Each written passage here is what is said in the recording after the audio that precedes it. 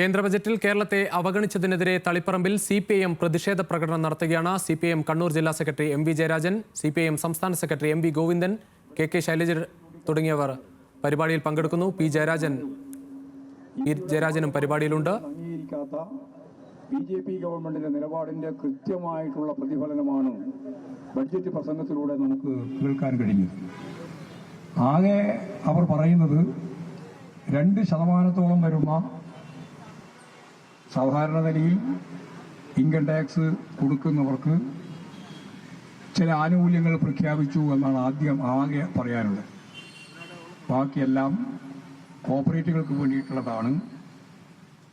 അതുപോലെ തന്നെ നമ്മുടെ പൊതുമേഖലാ സ്ഥാപനങ്ങൾ മുഴുവൻ വിറ്റ് തുലക്കും എന്ന് പ്രഖ്യാപിച്ച് 10 ലക്ഷം കോടി അതിന്റെ ഭാഗമായിട്ട് വരുമാനമുണ്ടാക്കാനാണ് ഇപ്പോൾ തീരുമാനം. 10 ലക്ഷം കോടി രൂപ നമ്മുടെ പൊതുമേഖലാ സ്ഥാപനങ്ങൾ മുഴുവൻ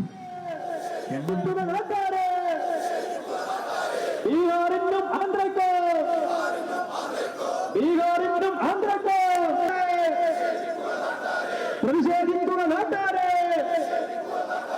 നികുതി ഇരത്തിൽ കോടികൾ വാങ്ങി കേരളം എന്നൊരു പേരില്ല. പ്രതിഷേധിക്കുന്ന നാട്ടാരെ വഴിയില്ല. കോർപ്പറേറ്റ് ഭീമന്മാർക്ക്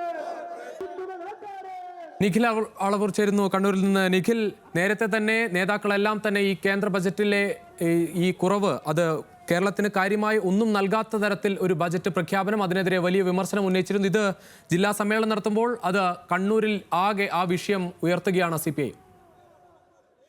തീർച്ചയായും രുചീഷ്, കേന്ദ്ര ബജറ്റിൽ കേരളത്തിനെ പൂർണ്ണമായും അവഗണിച്ചതിൽ വലിയ പ്രതിഷേധങ്ങൾ ഉണ്ടാകുമെന്ന് ഇന്നലെ തന്നെ സംസ്ഥാന സെക്രട്ടറി MV ഗോവിന്ദൻ പറഞ്ഞതാണ്. ഈ പ്രതിഷേധങ്ങളുടെ തുടർച്ച എന്ന രീതിയിൽ തന്നെയാണ് CPIM കണ്ണൂർ ജില്ലാ സമ്മേളനത്തിൽ പങ്കെടുത്തുകൊണ്ടിരിക്കുന്ന പ്രതിനിധികൾ എല്ലാവരും തന്നെ CPIM സംസ്ഥാന സെക്രട്ടറി ഉൾപ്പെടെയുള്ള നേതാക്കളുടെ നേതൃത്വത്തിൽ സമ്മേളന നഗരിയിൽ നിന്നും തളിപ്പറമ്പ് ടൗണിലേക്ക് ഇത്തരത്തിലൊരു പ്രതിഷേധ പ്രകടനം സംഘടിപ്പിച്ചത്.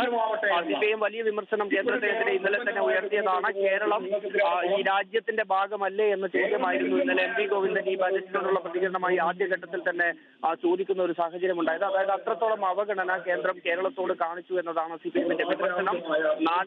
ഈ നാടിന് ആവശ്യമുള്ള ഒരു സഹായവും നൽകാൻ കേന്ദ്രം തയ്യാറായില്ല.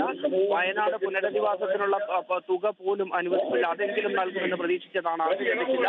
വിഴിഞ്ഞം തുറമുഖത്തിന് കേന്ദ്രം തന്നെ പ്രഖ്യാപിച്ച തുകയുണ്ട്, അത് ലഭിച്ചില്ല.